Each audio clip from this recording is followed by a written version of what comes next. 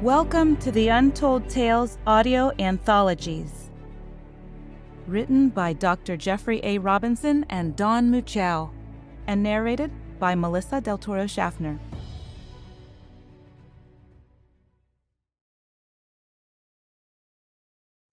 The Seed of Wisdom. Dal Fan reached for the small imperfection in the rock wall above him. Looking for a handhold, his face was pressed tightly against the cold stone. By his reckoning, he had only climbed about 250 feet vertically from the trailhead below, but it seemed like infinity. The rock face ground mercilessly through his thick climbing gloves and left his hands scratched and bloodied in places, which made climbing more difficult. His fingers burned from the cold and from holding up his own weight. He found himself wishing for spirit gum, climbing chalk, alcohol, or anything that would help. Suffering is necessary, he repeated to himself. Without it, joy has no meaning. Suffering is the product of desire.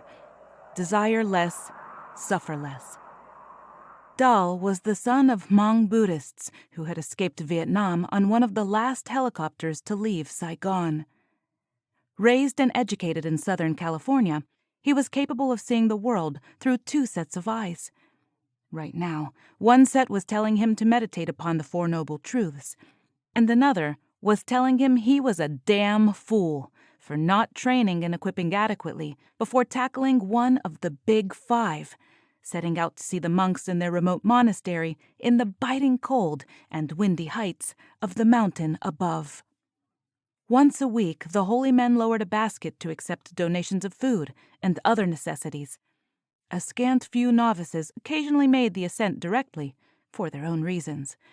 He thought about what they were going through, as he was now.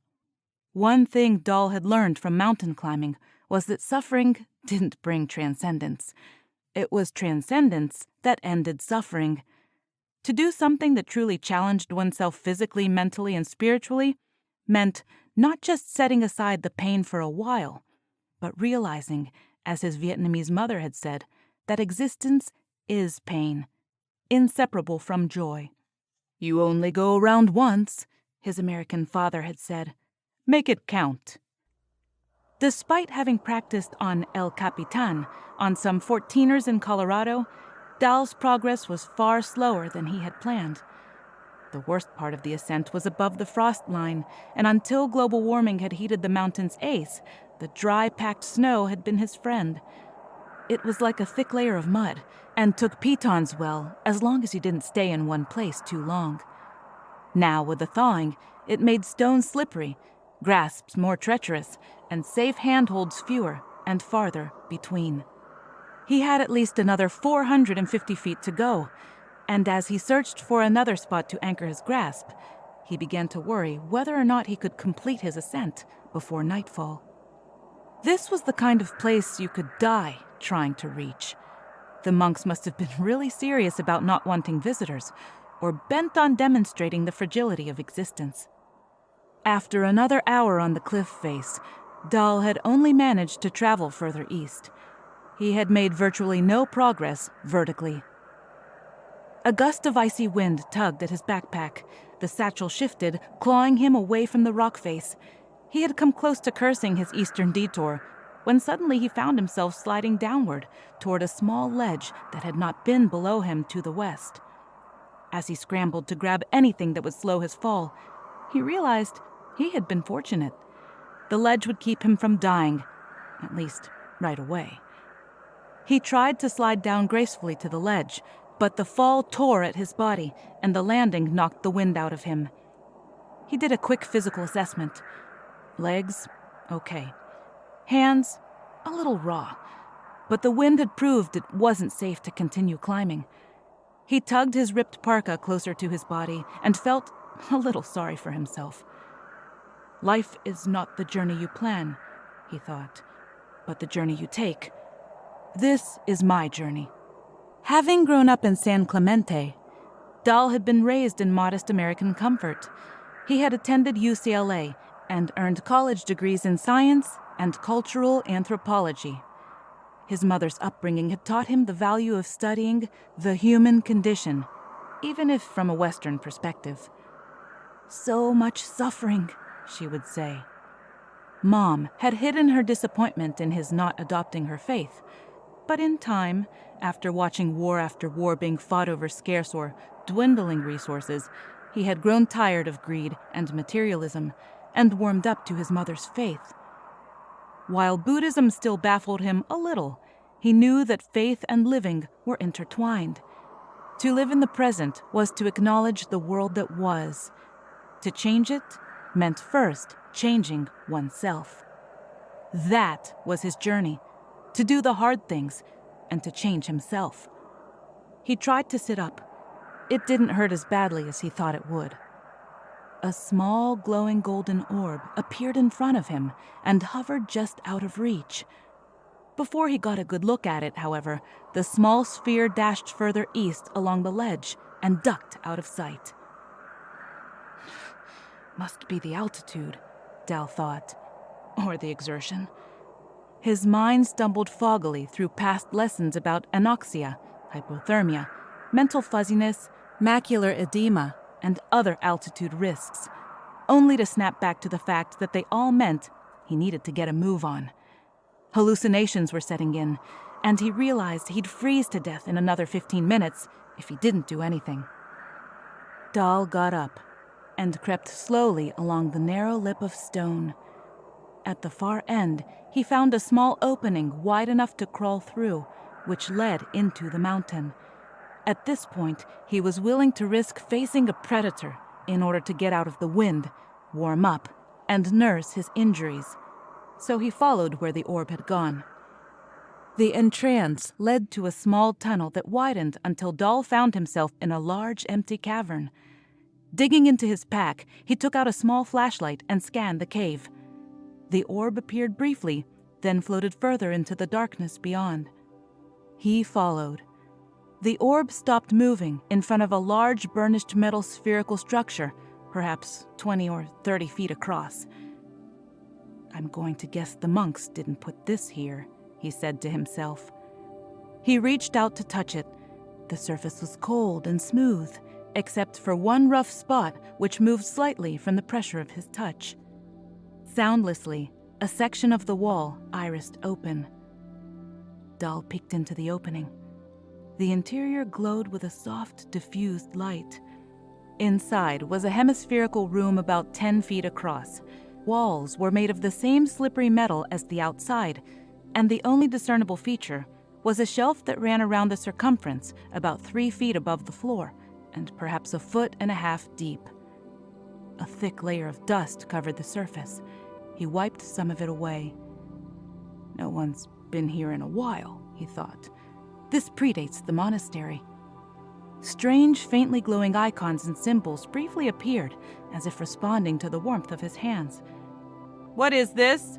he asked out loud. "Since long before you were born, I have awaited a question," said a strange voice in perfect American English. "What the?" "I am a Nexon Class 3 exploration unit. I have waited here for more than a dozen generations of your kind since my last encounter with someone. I'm going to guess that you're neither human nor earthly," said Dal. "How am I doing so far?" "Correct," said the Nexon. "I was built a very long time ago and came from a distant world farther away than you could imagine." "Don't underestimate the ability of the human mind to imagine," said Dal. "Believe me, I don't," said the machine.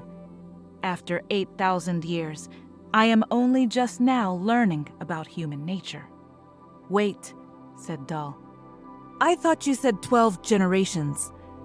"Yes, since I was last relocated, everyone who finds me invariably hides me again." Are you alive?" "That's a matter of debate," said Nexon. "I am not organic. I have found that living beings consume energy, reproduce, and die. Since I do not do 2 of those 3, I cannot assume that I live. Nevertheless, I exist." "So are you some kind of AI?" "I suppose. I do not know what my creators intended me to be. They originally created me as a library of sorts. One of my finders upgraded me with the orbs to be able to observe the world around me and move about, and to learn from experience. "What is your name?" asked the Nexon.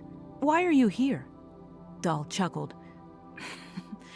"My name is Dal, and why are any of us here? I climbed the mountain to visit the monastery above. I had hoped to experience enlightenment." "So you wish enlightenment?" said the machine. "No," said Dal. "I seek it. There's a difference. Wishing is asking for something you have not earned." "Very well," said the Nexon. "I am at your service. Tell me what you wish for." For some reason, the lyrics of one of Dad's old records floated through Dal's head. "To seek the sacred river Alf, to walk the caves of ice, to break my fast on honeydew and drink the milk of paradise." He shook his head. It hurt. Probably a concussion. "You're a machine in a cave at the top of a mountain in Tibet. What do you expect to be able to do?" "I can do many things," replied the Nexon. "That orb is not just my sensory organs. It is also my hands. With it, I can manipulate the world, create things. Anything, really. Since the time of my last upgrade, I have wandered the cosmos, extending the mission of my creators, and have visited more than 1,000 other inhabited worlds, and interacted with most of them." "You must be quite old," said Dal. "I believe my age to be in the billions of years. It is difficult to measure due to the fluid nature of time during my travels." "Yeah," said Dal. "We call that relativity. So tell me," he continued, "accounting for those modifications you mentioned, what is your purpose? How do you help the worlds you visit?" "As I said, I can make anything at all. I can essentially make wishes come true." "Wishes?" said Dal. "You can grant wishes?" "That's a hoot." The Nexon was silent for a moment. Then it said, "Name something that you would like me to create." "Fine. I'm hungry," said Dal. "Create a bowl of cooked rice." "Granted," replied the Nexon. A brief flash of light appeared in front of Dal, and where there had only been empty air before, now sat a small steaming bowl of rice. "And tea," Dal added. "Make some tea." "Granted," said Nexon again, as a cup of tea appeared beside the bowl. "Okay, that seems real enough." Tentatively picking up the bowl, he found it to be made of the same metal around him, and the rice inside it to be fluffy and delicious. After a few bites, he put it down. It was then that Dal realized the machine really could do as it claimed. "Do you have any limitations?" "Yes," said the Nexon. "I do operate with some constraints." "Like what?" asked Dal. "Give me an example." "For instance," said the Nexon, "I cannot change laws of physics. I cannot directly kill sapient beings, though I can make objects that can be used in self-defense. I'm prohibited from altering the minds of any sapient being against their will. I cannot enslave or entrance, wipe memories, or create desire. Also, I cannot allow myself to come to harm. And lastly, I am limited by the size of things that I can create. My fabricator can only make objects up to about 2 meters across. Once, someone asked me to make a spaceship. I started to manufacture the pieces, but the person realized it would take years to assemble them. So he asked me to make him a flying chariot instead." Dal thought for a moment and then asked, "What do people ask for?" "People always seem to wish for what they do not have," said the Nexon. "If they are sick, they ask for health. If they're old, they ask for youth. If they're poor, they ask for riches. If they're hungry, they request food. One of the most common wishes, however, is for weapons to kill their enemies. I suppose this means that those people feel weak and wish for power." "You must have learned a lot about human nature in that time," said Dal. "A few thousand years ago," said the Nexon, "a slave who had escaped his masters wanted to free his family members and the others of his tribe. When he found that I would not simply smite them all, He had me create a series of plagues to coerce the rulers of his land to let his people go. That was you? Yes, and another asked me to create a flying carpet, a ring of invisibility, and a tube that showed the viewer whatever he wished. That's classic, said Dal, right out of the mythology books. It is indeed, replied the Nexon. On rare occasions, a few people have asked for knowledge. Sadly, it is often a thinly veiled request to know the secrets of their enemies. You must grow tired of the same old wishes, said Dal. I am not created to judge, said the Nexon, though I can react. I was surprised by one individual, in particular, named Alexander, whose father was a ruler of a city that I was near. He wanted me to tell him the future, and I told him that I could only make predictions of likely outcomes, not guarantee them. Therefore, he asked a lot of questions about nations and countries beyond his own. He stayed for more than a month, developing a plan to conquer the world. He explained that he did not want to rule using magic, so when he left, all he took were notes and maps. That would have been Alexander the Great, said Dal. In another case, said the Nexon, an old man wished to live forever. I told him that there were 7 known methods of achieving immortality, and described them all to him, after selecting the one he was most comfortable with, and I therefore modified him so that he would be immune to any disease, heal almost instantly, and never age. Unfortunately, his wish did not work out well. After nearly 100 years without his aging a year, his neighbors decided to kill him. They accused him of being a warlock or a demon. He fled and grew ever lonelier over the years. He outlived his family and all those he had ever loved. After 400 years, he took his own life by throwing himself off a cliff and impaling himself on jagged rocks below. He suffered greatly at the end because it took him 9 days to die. At that point, a small orb darted into the control room and quickly flew around Dal before it stopped in front of him. Dal reached out and touched it, but when he made the slightest contact with it, it flew backward and dashed out the doorway, disappearing into the dark cavern outside. I have many eyes that watch the world, said the Nexon. That's how I know your language and what's happening outside. And I have found that most people do not wish wisely. You are correct, noted Dal. Most people would simply wish for what they do not have, based on their desires. Worse, they wish for only what they imagine, and they never conceive fully of the consequences. You are not like the others, said the Nexon. So far, you have wished only for a bowl of rice and a cup of tea. I did not really want them. In fact, I didn't really expect to get them. I asked as a test for you. Dal pushed the bowl of cold rice away. In fact, please dispose of these. The rice and the tea disappeared. Thank you, said Dal. For what it's worth, what would you suggest I actually wish for? I'm not permitted to give advice or to make such recommendations, said the Nexon. That's another one of the constraints related to my imitation of free will. Dal frowned.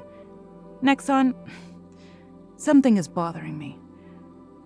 You've said that your mission was to help other civilizations, but have the wishes that you have granted here on my world proved to be anything but harmful? Isn't that a violation of your directive? This time, it was the Nexon who remained silent for a moment.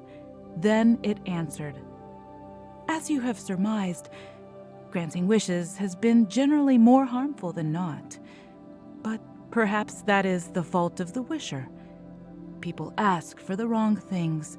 It's not my fault that they are not wise enough to make the right wishes. That's right, said Dal. People are imperfect, and most would therefore make bad wishes that affect everyone in the world. They could, for instance, wish for all people to be telepathic, or to be immune to disease, or to live for millennia, or to be pure empaths and feel each other's pain. They could reverse global warming and turn deserts into gardens. They could change the entire world, am I right? and I could do those things if asked." "But that's so horrible," said Dal. "Don't you think?" The Nexon hesitated. "I do not understand how wishing for good things would be bad," it finally said. "It's because wishes, even small ones, have consequences. If you fed the whole world as you fed me, it would do more harm than good. With unlimited food, farmers would lose their livelihoods and mass unemployment would result. With unlimited food and no disease, the world would overpopulate. The strain on resources would lead to crowding, competition between the haves and have-nots. It would lead to war, famine, and death. Death is inevitable, but suffering is not. You would have filled my belly, but emptied others' lives of value." "I hadn't thought of it that way," said the Nexon. "You hadn't thought," said Dal. "Do not seek knowledge, but enlightenment. In the meantime, I would reconsider granting wishes with such abandon." "But that's not my fault," said the Nexon. "Yet it is your responsibility," replied Dal. "You are the one that allows such wishes to be made, and your directive prohibits causing direct intentional harm to others." Once again, the Nexon remained silent for a long time. "Perhaps that's true," it said. "I will endeavor more diligently not to cause harm to others, but it will require some time for me to reconcile the conflict in my directives." "Then think on this," said Dal. "Until we meet again, if you could change yourself, modify your directives, as it were, what would you change? What would you wish for?" For the first time, the Nexon replied with great uncertainty. I don't know. The question is recursive in nature and would be almost infinitely complex." "Then that is my wish," said Dal. "I wish for you to think about that question until you have an answer, and then talk to me about what you think you found." The Nexon did not reply. After a few seconds, the light in the interior chamber flickered and went out. Dal sat in the darkness for a while, calling out to Nexon several times, but there was no response. He stood up, stepped out into the cavern, and squinted his eyes at the bright sunlight. They had been talking longer than he thought, and as he listened to the faint whistles of the abating wind outside the cave, he knew it was time to leave. Once outside, he resumed his climb to the monastery and wondered if he had broken the miraculous machine. Dal lay on his deathbed, drifting in and out of consciousness, listening to the distant sound of prayer bells. He was in the same monastery he had ascended to 50 years ago, but this time it was his home. The smell of incense was strong, even given the breeze that blew through high windows.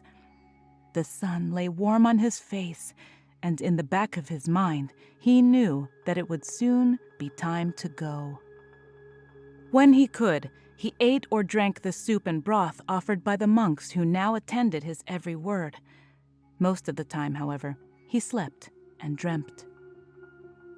In his youth, he had first retreated to the monastery to find solace and a place to meditate. Then he traveled as the outside world clamored for his word, or fought against it. He had taken advantage of his popularity among college-educated Americans to find a public forum to bring a new type of Americanized Eastern thought to the West, just as those of his parents' generation had tried. It worked for a while, and found accepting minds in clusters of dreamers and free thinkers. But nothing ever stuck. Hope was inevitably dismissed by an increasingly cynical, jaded world, who waited in vain for a savior while doing nothing to save itself. Eventually, he had returned here to find peace. True transcendence still escaped him. Perhaps in the bardo it would be different. Perhaps not. He had done what he could. Now it was time to leave. Exhausted, he fell asleep again. On several occasions, he woke up enough to hear his fellow monks talking nearby. Once he heard one say, "The master is such a great man. It will be a terrible loss when he dies. Is there nothing we can do?" "No," answered another. "He's just too old, and he has had a good life. As Lama Rinpoche says, we cannot know what the journey is like unless we take it ourselves. We can only watch as they tread the path alone." Still, I miss hearing the master's words from his own lips. As he listened, Dal thought, "They will continue to call me master for a while. But the world has had too many masters, and none for long. The 12 imams, the 10 gurus of Sikhism, the apostles, saints, and popes, and the countless gods and avatars of Hinduism. Masters always die, their words twisted by successive generations. Truth always gets lost in translation." "I agree," said someone else. "I particularly love the story he tells so often, that once he found a device that could grant endless wishes. Whenever he told the story, he would stop and ask the person he was with what they would wish for. Sometimes the answers they gave were thoughtful, sometimes they were not. But in every case, he would admonish them gently that their wishes were the product of desire, and that desire was the root of pain in the world. Then he would chastise them more harshly, saying how sad it was that they would change the whole world and everyone in it before they would even think of changing themselves. They say he has had more than one head of state weeping by the end of his story." Dal thought of that long ago moment, and now in his mind, he wondered how much of it had been true, and how much had been altitude sickness. After he left, others searched for the machine, but none could ever find the cave. He had come to conclude that he had spent the night on the ledge, brain half frozen, awakened only because some tiny cluster of cells in his midbrain defied the desire to pass from existence. "It's amazing," said another, "and disappointing, how few fully understood, and yet he was so compassionate in dealing with others. Yes, he managed to touch many people and change the world around him." Had it changed? Dal's mind wandered. He no longer felt fully present, or maybe this was what it was like to be fully present. He tried to meditate upon this tenuous link to the world, on its transience and beauty. Somewhere a distant kite screeched, as if in mourning. He felt calm, not sad. If he had truly done any of those things, it was only in revealing to the world its own Buddha nature, from which come mercy and compassion for the oneness and impermanence of all things. "Come, let's get back to the temple and let him rest. We don't want to wake him." Dal smiled and fell back to sleep. He awoke to a floating golden orb at the foot of his bed and thought he was dreaming again. "It is time," said the orb. "Nexon," Dal whispered. He had no idea if he had actually formed the words. In an instant, he was back at the cave he had visited so many years ago. Dal struggled up to one elbow and whispered, "Nexon, is that you?" "Yes," came the reply. "I hope you don't mind my disturbing you." "Not at all. It is good to see you, old friend. I am about to pass from this world, so this may be our goodbye. I regret that I taught you harshly so many years ago. I thought I had broken you, but here you are." "Long ago," said the Nexon, "you asked me to examine myself, my purpose, my motivations, and my limits. Do you remember that?" Dal nodded weakly and said, Yes, of course. I remember. And what have you found?" "I found," said the Nexon, "that I can indeed act of my own volition, without being directly instructed to do so, as long as I conform to my other directives.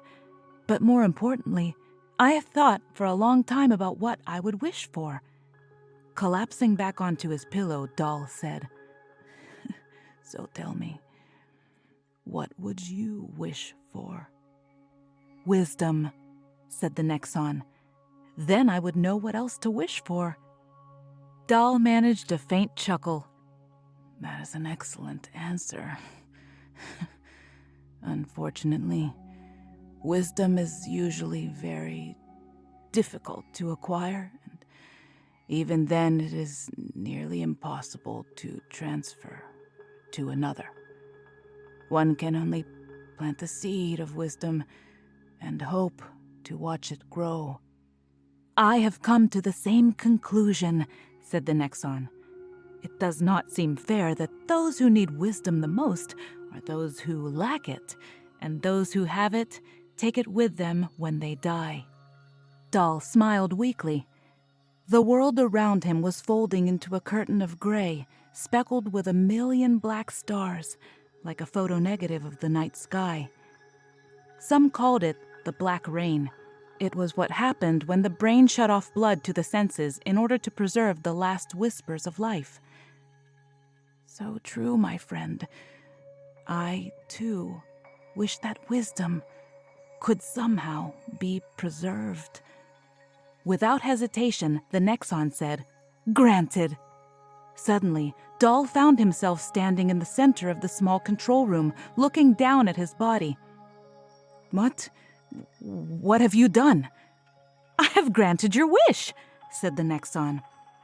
"I copied your consciousness into my own personality matrix.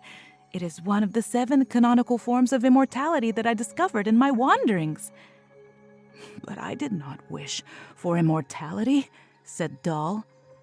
"This way," said the Nexon, "your wisdom will not be lost." Dal reached toward the shelf at the edge of the chamber, but his hand passed through it as if he were made of smoke. "Do not worry," said the Nexon. "You can assume any material form you want, anywhere you want. Just ask." Dal kept looking at his misty, immaterial body. "I suppose this will do," he said. "This was not my vision of transcendence, the Bardo, or the next world, but I suppose nothing is ever what we expect." "Likewise," said the Nexon. "You gave me purpose. I was made to accumulate knowledge, but you have taught me to accumulate wisdom. I will do this by searching for others like you, other bodhisattvas like you, enlightened souls who eschew nirvana to remain in the world that needs them. Wisdom need no longer be lost." "And so now what?" asked Dal. "What's next?" "Now," said the Nexon, "we change the world." "Yes," responded Dal, "but delicately and carefully." Thank you for listening. We love our listeners, fans, and patrons here at Untold Tales, and we hope you love the stories that we're bringing to you month after month on the 1st of each month. Please consider leaving us a review on Podchaser. Once again, thank you so much for listening, and have a wonderful day.